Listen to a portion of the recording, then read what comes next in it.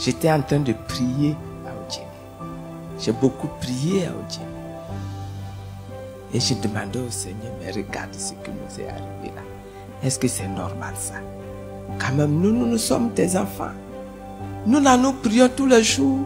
Nous proclamons tous les jours ta grandeur. Et puis regarde ce qui nous est arrivé. Regarde toute cette humiliation par laquelle nous sommes passés. Regarde toute cette souffrance. Regarde ce peuple même de Côte d'Ivoire. Le prix qu'il est en train de payer aujourd'hui. Toutes ces morts.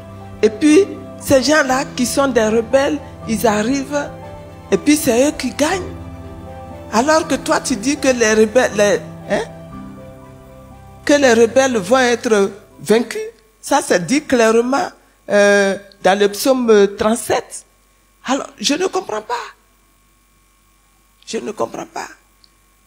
Alors, évidemment, quand c'est comme ça, qu'on prie, on demande au Seigneur, viens à mon secours, viens me venger, taillader, tous les rebelles là, taillader.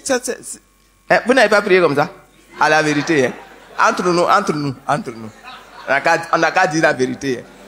C'est qui n'a pas prié comme ça? Celui-là, il n'a qu'à lever la main, celui qui n'a pas prié comme ça là. Vous continuez même. Vous voyez. Alors, je priais comme ça, et puis Dieu me dit, arrête. Ce jour-là, c'était un après-midi. Je priais, et puis je marchais dans la cour, autour des arbres. Et puis, j'entends, vraiment, c'est devenu un dialogue entre moi et puis mon Dieu. Il me dit, toi-même, d'après toi, je suis qui? Il dit, mais tu es le Dieu.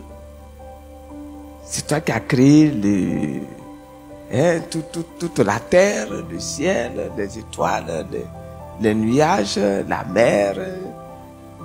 Il dit, d'accord. Donc je suis le Père créateur. Donc je suis votre Père. Oui. Mais tu es notre Père. Il dit, bon, donc toi je suis ton Père. Il dit, oui, tu es mon Père. Babo Laurent, je suis son Père. Oui. Alors, vous tous les militants du FPI là, je suis votre Père. J'ai dit oui, mais c'est toi qui nous as créés. D'accord. Donc tous les Ivoiriens là, je suis aussi leur Père. J'ai dit oui, donc maintenant je commence à sentir où il va. Hein. Il dit oui, il dit d'accord. Donc les rebelles là, je suis aussi leur Père. J'ai dit, oui.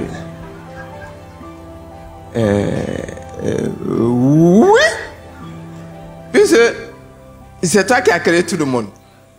Donc tu es mon Père, je suis d'accord. Tu es le Père des Ivoiriens en général, je suis d'accord, mais les rebelles là, bon, mais tu es aussi leur Père, parce que c'est toi qui les as créés, hein. Tu es aussi leur Père, mais c'est-à-dire qu'il dit non. Je réponds juste à ma question, est-ce que je suis leur Père? Il dit oui, tu es leur Père. Il dit d'accord. Mais toi-même là, tu es maman, non? Je dis oui. Tu as des enfants? Je dis oui. Bon. Alors, suppose que un de tes enfants aille chez ton voisin avec qui tu ne t'entends pas bien. Et puis, mais il commet un grave dommage chez le voisin. Et que le voisin en colère vienne te trouver et puis il te dit, voilà ce que ton enfant vient de faire là. Je vais aller au tribunal pour porter plainte. Il faut qu'il soit condamné et il faut qu'il soit tué. Et toi-même tu regardes la colère du voisin là. Tu trouves que sa colère là est justifiée. Qu'est-ce que tu vas faire? Quelle va être ta réaction?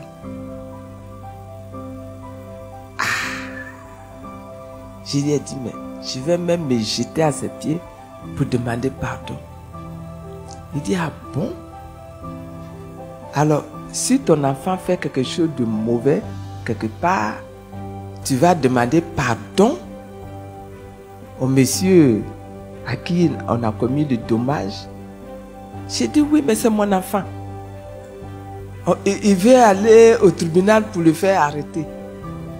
Mais tout ce que moi je peux faire, c'est de supplier, lui demander pardon pour qu'on arrange ça entre nous et que ça n'aille pas au tribunal. Et dit, ah, d'accord. Toi qui es un humain, tu sais que quand ton enfant fait quelque chose de mauvais là, tu demandes pardon. Alors, représente-toi, moi. Moi, je suis le papa des rebelles. Quand tu pries, on n'a qu'à taillader là. Tu es en train de me demander donc de tuer mes enfants pour le dommage qu'ils t'ont commis. C'est pas ça? Donc, c'est pas ce que nous faisons. Quand nous demandons à Dieu de nous venger et de tuer nos ennemis là, nous sommes en train de lui demander à lui, Dieu, le Père de ces personnes-là, parce que on est d'accord qu'il est le Père. Hein? Nous sommes en train de lui demander à lui, Dieu, le Père là, de tuer ses propres enfants. Alors que nous-mêmes là, nous allons demander pardon pour que nos propres enfants ne soient pas tués.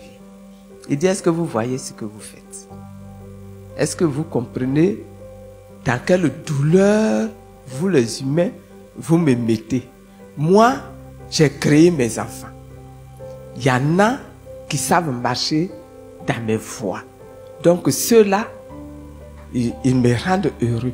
Mais il y en a qui sont sortis de mes voies, qui ne savent plus marcher dans mes voies, qui ne me reconnaissent même pas, qui ne m'entendent même plus, qui ne me voient même plus. Et je suis assis, moi, et je pleure mes enfants qui sont perdus parce que je n'arrive pas à les rejoindre. Et vous qui êtes sur terre avec eux, qui connaissez mes voies, au lieu de venir m'aider à sortir mes enfants de la détresse, à sortir mes enfants de la perdition, vous venez et tout ce que vous savez faire, c'est tourner le couteau dans ma plaie, dans mes douleurs pour me dire, tuez.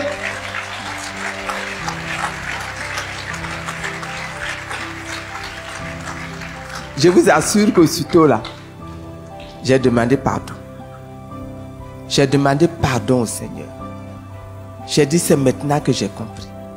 Dans ma prière, je ne dois plus dire, Seigneur, tuez mes ennemis. Seigneur, fais du mal à celui qui m'a fait du mal. Mais je vais prier maintenant pour dire, Seigneur, regarde, toi qui es le Dieu créateur, viens à mon secours, parce que j'ai un frère qui est dans la perdition. Viens m'aider à le sauver. Pardonne-lui ses fautes, Père.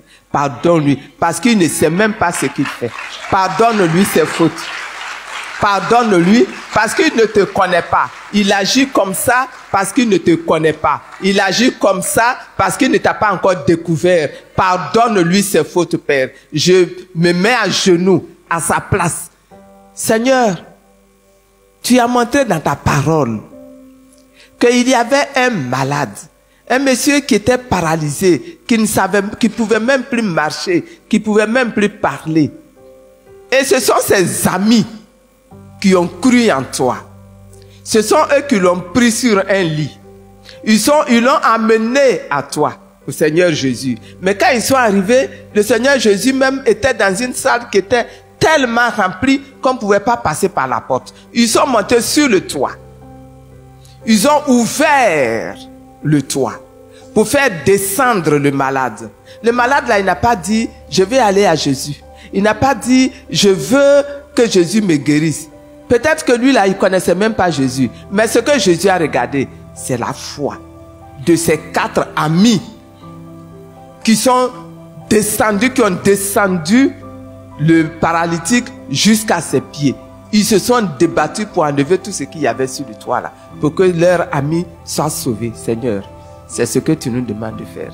Désormais, je prie pour que tous ceux-là, tous ces rebelles-là, Seigneur, sauve-les. Si tu les sauves, c'est ton nom qui va être élevé. Si tu les sauves, c'est ton nom qui va être honoré. Si tu les sauves, c'est ton nom qui va être célébré dans notre Côte d'Ivoire. Et ma prière a changé.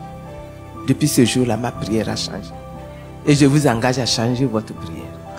Parce que notre Dieu là, il sauve. Et il entend. Et il enseigne. Et Dieu vous bénisse.